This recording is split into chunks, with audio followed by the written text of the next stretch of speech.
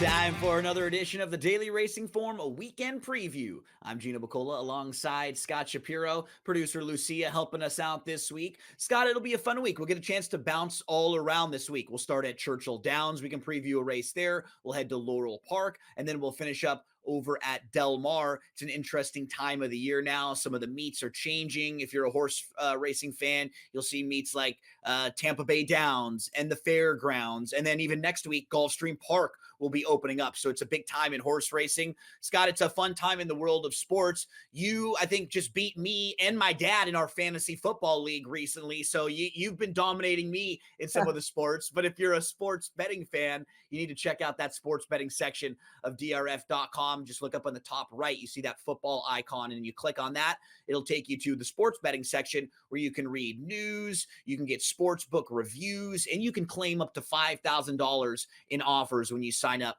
for different sports books. So check out that sports betting section, drf.com. Our buddy Scott Eric puts up some bets each week too, if you ever need any help playing the football games, college or NFL. Let's get to the races that we have this weekend to take a look at. Let's start at Churchill Downs, Scott. It's going to be Saturday for the Grade 3 Commonwealth Turf. It's going to be race number 10 here. I think of the three races we have, this is probably the best betting race. Pretty wide open where we can maybe make a case for a lot of different horses in here, Scott. You have four of them that come out of the Bryan Station race. And we'll actually start with California Burrito, who got good on the synthetic surfaces earlier in the year. He actually won the John Battaglia Memorial, and he was in the Jeff Ruby Stakes, which is one of the races that gets you qualifying points for the Kentucky Derby.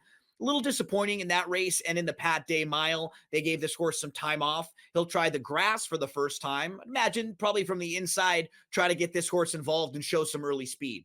Yeah, before when I originally looked at this horse who has some talent, I think all weather was really what he showed the talent on, though. So not worried about the Pat Day Mile, but I thought it was probably a prep for Turfway this year with the eye maybe on the Kentucky Cup Classic as the ultimate goal. But our colleague David Aragona made a good case for the pedigree on the turf. He likes this horse, so at 20-1, that's enough for me to give a little bit more a bump up to. I do agree should be forward from the inside.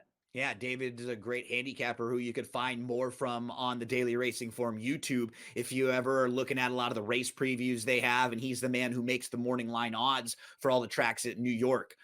We move to troubleshooting. Scott, this is a grade 1 winner. It's a multiple graded stakes winner. It's really tough to knock what this guy has done over 2025. I mean, he's raced 7 times this year. 4 of them have been wins.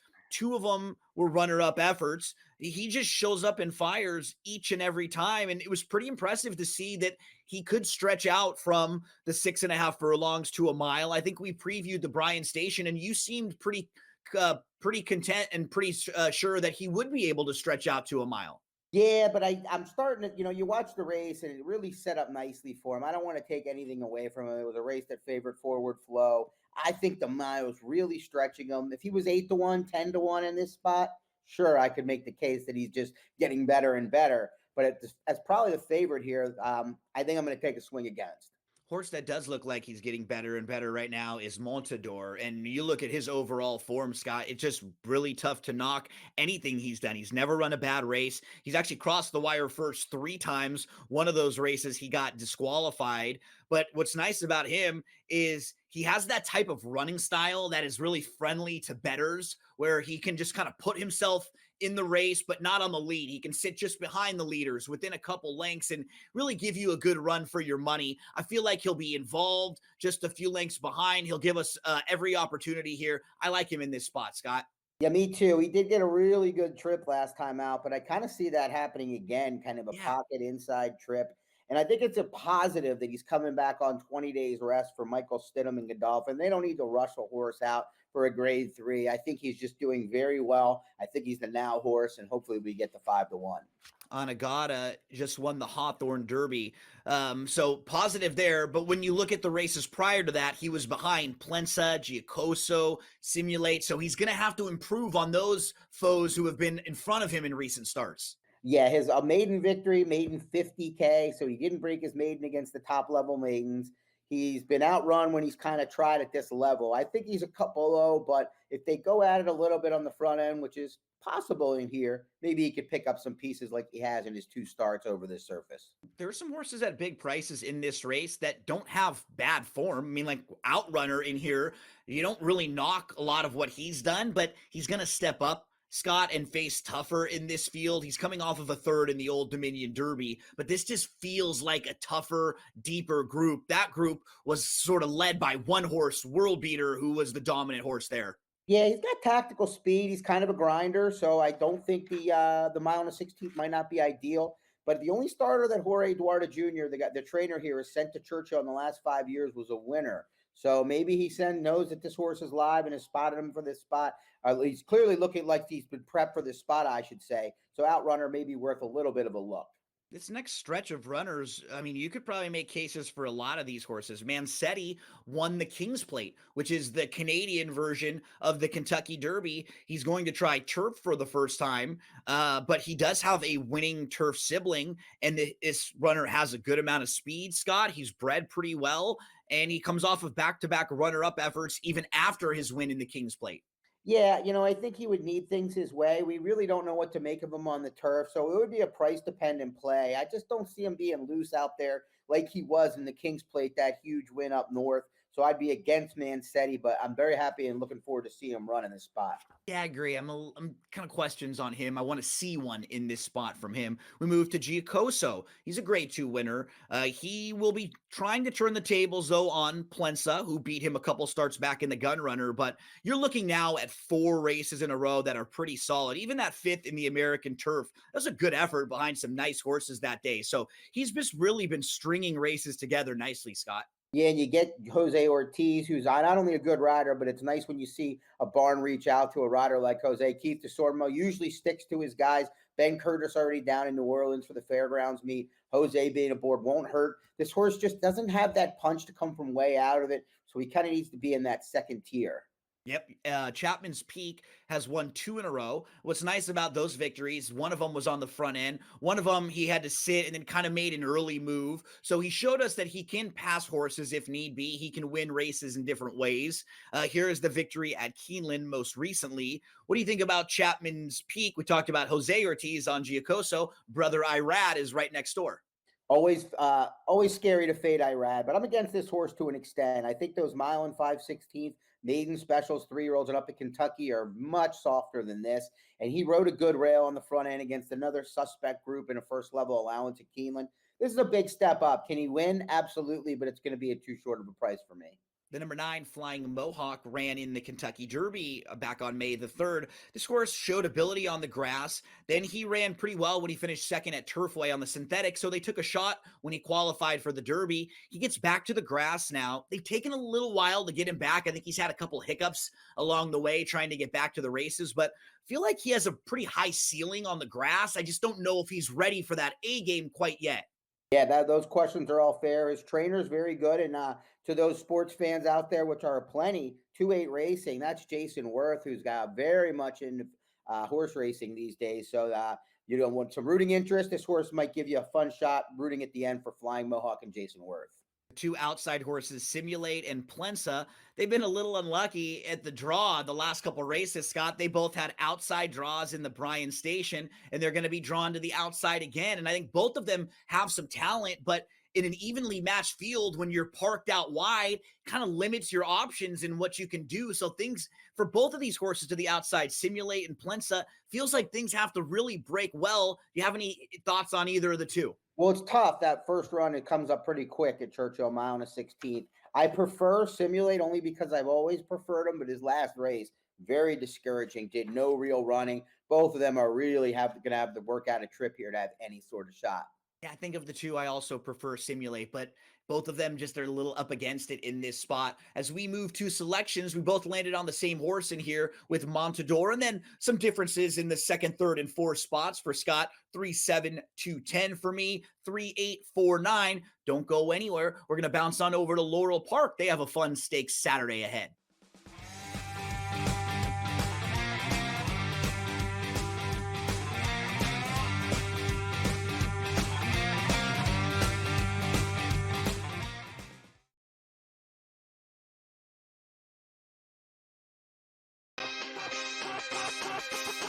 Goff and Mahomes were never taken serious. Hurts won't be even if they're the 1 seed. Jonathan Taylor plays running back. Stop. Mahomes lost the head-to-head to Josh. Can I confidently eliminate every single person booked behind Josh Allen to at least beat out Josh Allen? So I'm in a head-to-head with Stafford May? Game time decisions. Only on SportsGrid. Another sport like the NBA, which is dealing with its own, scandals, so to speak, and its own headlines with the FBI and what else comes, because this is the same FBI team that also brought the NBA scandals to light. So I'd have to imagine they're working on some other stuff as well right now, and the timing is definitely not a coincidence, but definitely some very significant news in the gambling world that now you're not going to be able to bet more than $200 on a specific pitch market. Newswire. Only on SportsGrid. Where are the wins coming from? And yes, I agree. Are they good enough to win those games? Yeah, of course they are, right? But the reality of this team is not very good this year in one-score games. They're not. That was their bread and butter a year ago. Like every win last year, one-score game, the Chiefs found a way to win it. The Craig Carton Show. Only on SportsGrid. You need Justin Jefferson on that wall in the playoffs. Like, you got to go get him. He is still the man. I understand the JJ week last. Like, I get it. It was ugly. There were a lot of spots where, where's he throwing that ball to? What's he doing? It'll be fine. Justin Jefferson's far too talented, and McCarthy will continue to figure it out. But it's the target volume you want. He gets double-digit targets every week. He is arguably the best wide receiver in the NFL. Fantasy Sports Today. Only on SportsGrid.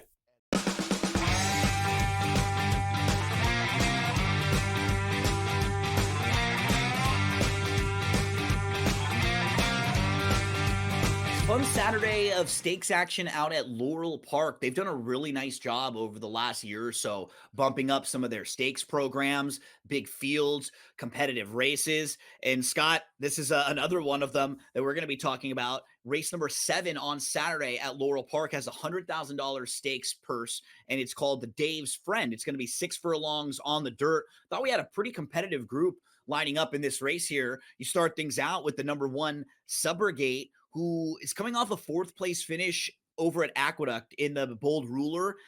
Not all that fast early. And I think sometimes that can put him in a tricky spot, especially when he's down on the rail here. He came running late for 4th. It was a fine effort. And if he were to show up with one of his best races, like we saw from him in the middle of 2024, that would go a long way against a group like that. I kind of go back and forth a little bit with him, Scott. What are your thoughts on Subrogate?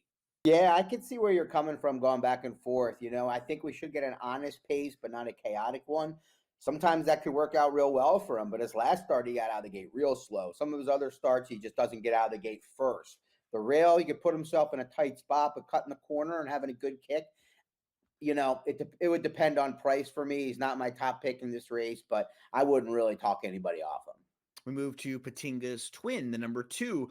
He has some big wins in his career. I mean, you look, he's won 5 times in a few of those races.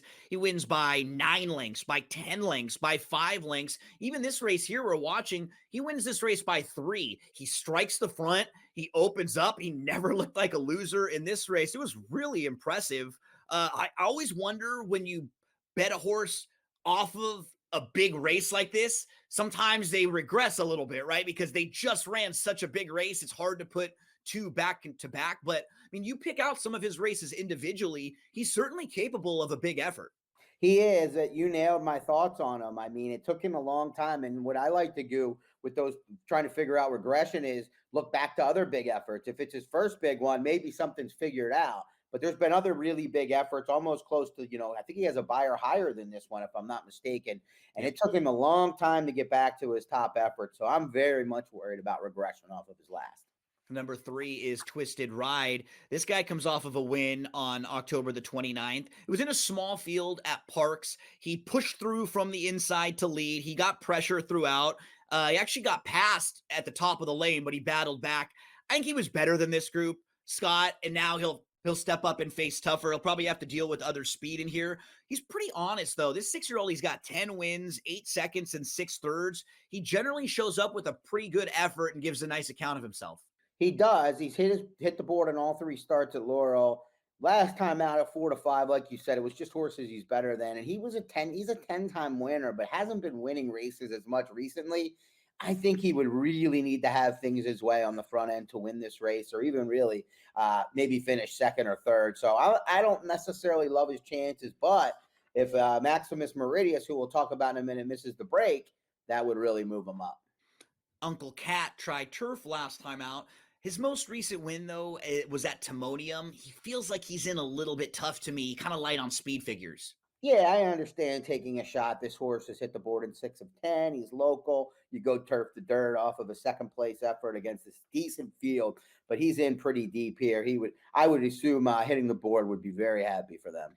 Showstopper Copper is in nice form. I mean, you look at 4 consecutive races where he's run really well. He's won on the lead. He showed that he can sit off the pace a little bit. He lost to a horse named St. Jude, who is 4 for 8 and has won 3 of the last 4 with some pretty high speed figures as well. And Showstopper Copper is coming off a career best buyer speed figure. What do you think about his chances in here? Well, I think we talked about it last week with the Claiming Crown winner, one of the Claiming Crown winners, but horses that are, in barns where they're the only horse or, getting a lot of it focus and winning races. This horse is 5 for 12. I think he's the only horse in this barn. They're 2 for 5 on the year, and he's 2 for 6, and he was at another start outside of it. So I think this horse is interesting. He likes to win races. He has to do so against better competition here, but I wouldn't just totally toss him because he's a Virginia bred for a barn you don't know. Yeah, a couple horses that I had a tough time reading, like Maximus Meridius, because he's a multiple stakes winner. He's really quick. And if you go back to late 2024, early 25, he'd be really tough in a spot like this. His last few races, they're not been bad. They just haven't been quite to his A game and as good as he can show with his best efforts. What do you think about Maximus Meridius in here? It doesn't seem like he's the same horse right now. His one recent win is at 1-5. He lost at 1-20. His last race in the Park Sprint was fine. I'm just going to play it and hope that he's not the same horse. I'm kind of thinking and hoping, but thinking too that Twisted Ride and Maximus Meridius get caught up in a little bit of a battle and kind of take each other's chances out here, compromise each other's chances, if you will. What makes this race tricky to handicap, Scott, is there are horses like you just mentioned with Twisted Ride, with Subrogate is one of them. Maximus Meridius is one of them. Sunny Breeze, and we'll talk about Dean Delivers. These are horses that have showed up with big efforts, but they're not all that consistent, right? Maybe have run some of their better races, but you look at Sunny Breeze, proven at Laurel, second start back off a short break. All of a sudden, that race where he just missed in the Gallant Bob behind Ben Tornado looks even better after Ben Tornado was second in the Breeders' Cup Sprint and then wins it this year. I think Sunny Breeze, second start back, he could sit a decent trip in here. He kind of got shuffled back a little bit sneaky in that race. What do you think about the 7's chances here? He's a horse I like quite a bit. He moves outside, which I think is key when you have a stalking style like him. He was down on the rail last time. I think it was a dead rail of Laurel, if my sources tell me correctly. But just being on the inside when you're not fast enough to make the lead can be harder on horses than being able to be right outside the speed, draft in, and just work out a perfect trip. He likes this course. I think he's going to be a fair price. Scott Shapiro has some good sources. Listen when they speak. Prince of Jericho is next up. He loves Laurel Park, Scott. He's a top contender, but he just hasn't raced since February. So I think he's one of the horses with the best ceiling, but he may need a race for his best. This barn is really capable of getting him ready off a long layoff, though.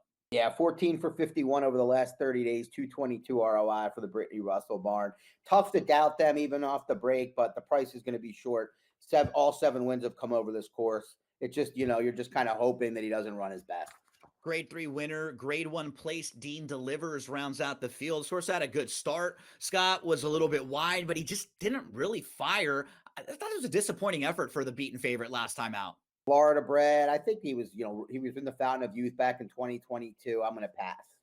And let's move to selections as we round things out. And we're both going to be on the same spot here with Sunny Breeze, 7-8-5-1 for Scott, 7-3-8-6. Hopefully we lead you in the winner's circle there. And then we head out to the West Coast to Del Mar.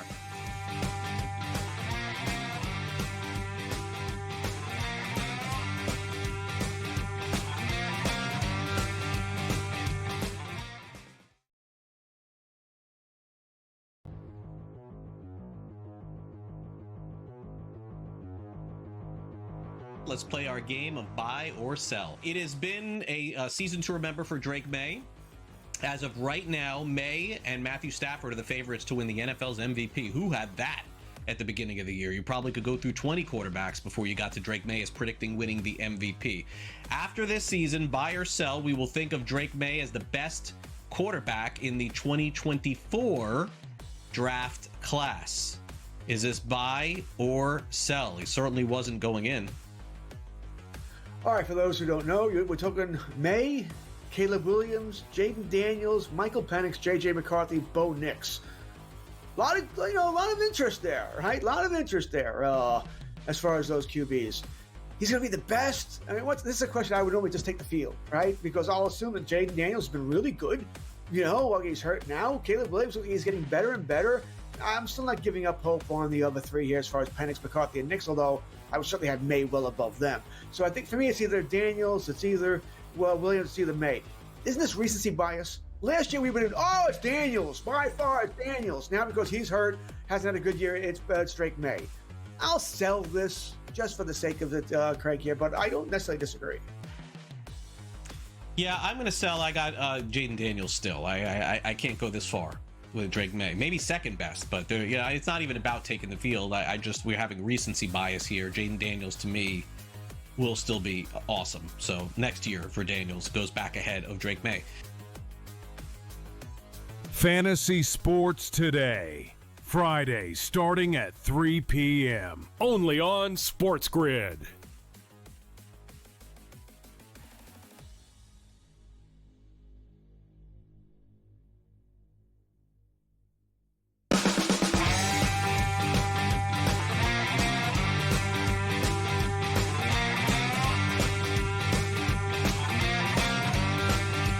Before we get into our final race preview, want to let you know about one of the new tools that Daily Racing Form is offering. Scott, when I think about AI, I'm thinking about practice. You talking about practice? Practice? Not practice. But we're not talking about Allen Iverson. We're talking about DRF AI, and all of you can ask DRF AI anytime you need help playing the races. One thing that I like to do, I'm looking for big prices when I'm playing. So you can ask DRF AI, hey, this weekend at Churchill in the late pick 4, can you find me some 10-to-1 shots in each race that you think are live? And then they'll put 2 or 3 horses that are 10, 15-to-1. Then you can take another look at them. Then you can maybe dive into them and see why they like those horses. This will help your handicapping, make life a little bit easier for you. AI, ask DRF AI, scan that QR code on your screen right there. Scott, we will bounce over to Del Mar for our final segment. It's just a short field. It's the grade 3 native diver. It'll go for $100,000 as race number 8 on Saturday at Del Mar. We'll start things out with the number 1, Indispensable. Comes off of a string of races where he wins at Del Mar back in July. And I think we can see that he really does like Del Mar. Both of his career victories have come over this track. He's run second a couple other times and third. And the only time he didn't hit the board at Del Mar was in the Pacific Classic when he finished 4th behind really nice horses. Fierceness, Journalism, we saw them go on in the Breeders' Cup Classic and perform very well. So I think he likes Del Mar. I don't really knock his race in the Pacific Classic. He goes over to Churchill. He runs a fine 3rd in the ACAC behind Tumbarumba and Most Wanted. I think a lot of his form makes sense. He just doesn't feel like he's quite as good as Nevada Beach, who looks like the standout horse in here. And Indispensable has been kind of a cut below graded stakes for a lot of his career. He's maybe right into that grade 3 range. So I could see him hitting the board. This is not a strong group, but he doesn't seem like he has quite as high of a ceiling as a couple of the others in here. Yeah, I'm going to take a little bit of an alternative view. I think the last couple of races are very forgivable. I think Fierceness, Journalism, those courses would be favored in here. I'm just going to take a stand and say that. And the ACAC, he didn't get to the front. They ran 1-2 around the track. He followed the leaders, and that's a 1-turn mile. So I'm hoping he tries to make it to the front in this spot. And I think if he does, I'm not worried about the mile and an 1/8. I think he's a horse that's on the come and just kind of has been up against it a little in his last couple. So I like his chances here if you're trying to spring the upset. I had a hard time making a case for anybody besides the 1, 2, and 3 in here. I think you could get to building a case with those 3. You were talking about the speed with Indispensable. I think a lot of the race may come down to, Indispensable and Westwood. Can one of the two of them shake clear from the other one? And if that were to happen, I think whoever gets the lead could be pretty dangerous in here. So we get to Westwood. I thought his last race was a little disappointing. He had some trouble back on October the 11th. Then on October 31st, he was your beaten favorite. He was kind of in between horses. He lost position, but he was never going to win that race. He broke his maiden when they put him on the lead, Scott. So I wonder now, after back-to-back races where he may have been a little disappointing, he had some trouble, do they try to get him back to the lead again here? Maybe, but I wouldn't think on the Rispoli was the horse guy I would want to go to. Good point. Last time out when he was disappointing. It was an ugly second, I thought. The horse that he held off from coming from third is Brazenly, who's 1 for 26 in his last couple. I think he's got the one win. I think he's been a big disappointment, and he's going to have to beat me here. Nevada Beach is the number 3. He's a grade 1 winner. He finds a really nice spot dropping out of the Breeders' Cup Classic. If you look at his Breeders' Cup Classic race, it really wasn't even that bad. He finished 7th. These are the horses who were in front of him: Forever Young, Sierra Leone, Fierceness, Journalism, Mindframe, and Baeza. Those are horses that are all just a little bit better than him. They're all grade 1 winners too. Really nice horses. The thing with Nevada Beach though, Scott, he's not that fast early in races. So if you can beat him in a small field like this, it'll be getting to the lead in here, and he'll probably be sitting maybe 3rd or 4th in this race. What do you think about Nevada Beach in this spot? I'm just really, you said all the stuff positives. I'm just not excited about betting a horse at a very short price after the Breeders' Cup Classic. Great point. Clearly his main race. He's probably going to win the race. I would never bet on him. British Isles tries the dirt again. His first 3 starts were on the dirt. They weren't very good. He's a better horse now. One of those races was behind Nisos, who's a Breeders' Cup winner. Can you make a case for him in here? Not really, but at least he has the work on October 4th at Santa Anita. Maybe that's why they're going back to the dirt, other than to take a shot. 5 furlongs, 59-1, a bullet drill that day. Clouseau rounds things out. He finished most recently 4th behind Westwood in that vodka race. And Scott, his wins, 5 of them have been against Calbreds, 2 of them up in Northern California at Pleasanton. He's just been better against softer company. Yeah, he leaves himself with too much to do as well to beat this group. We didn't have the most exciting betting race to round things out, but Scott's going to take a little shot against the favorite with the 1 indispensable, 1-3-2-5. For me, 3-2-1. Check the schedules because things will be a little different for Thanksgiving week next week. And make sure you don't forget about the Daily Racing Form weekend preview.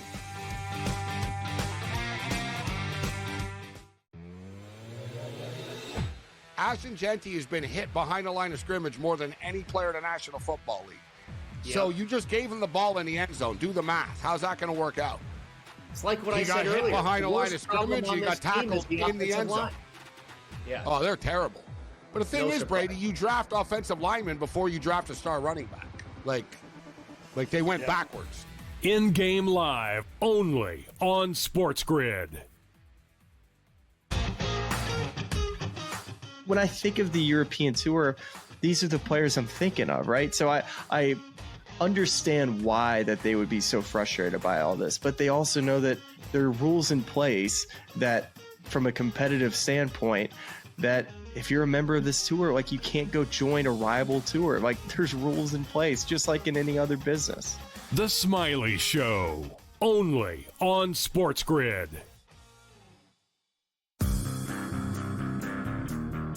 The Green Bay area and the Philadelphia area, you would get it on ABC normally. Yes. But they didn't have ABC, so they couldn't get it locally. Yeah, it just, you have to ask the question, like, nobody wants to hear from Bob Iger during the Monday night game when 10 million people are blacked out from watching the game, and you not ask him about when the blackout's going to end. The Craig Carton Show, only on SportsGrid.